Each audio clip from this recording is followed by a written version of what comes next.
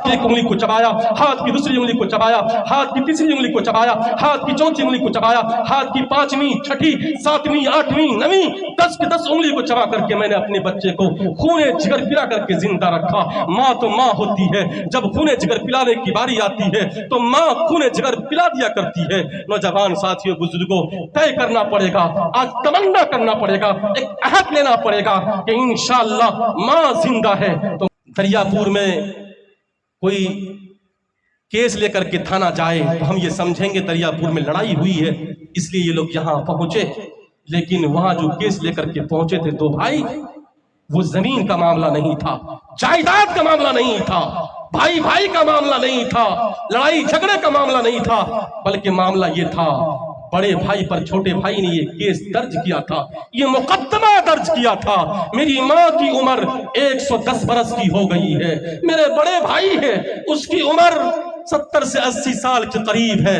और मेरे छोटे भाई मैं हूं, मेरी उम्र 50 से 60 के करीब है।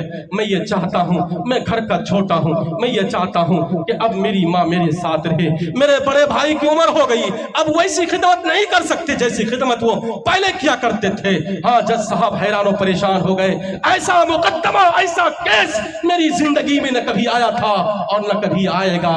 जज साहब हैरान और परेशान हो गए। जज साहब ने बड़े भाई को बुलाया, समझाया कि आपकी उम्र हो गई है, अब आप छोटे भाई को अपने माँ के हवाले कर दो। कहा नहीं, जब तक जान में जान है मैं माँ की खिदमत करता रहूंगा।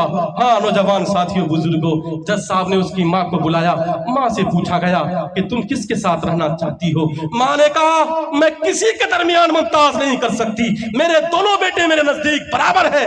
माँ ने कहा जज साहब अब जो फैसला करोगे मैं मान लूंगी।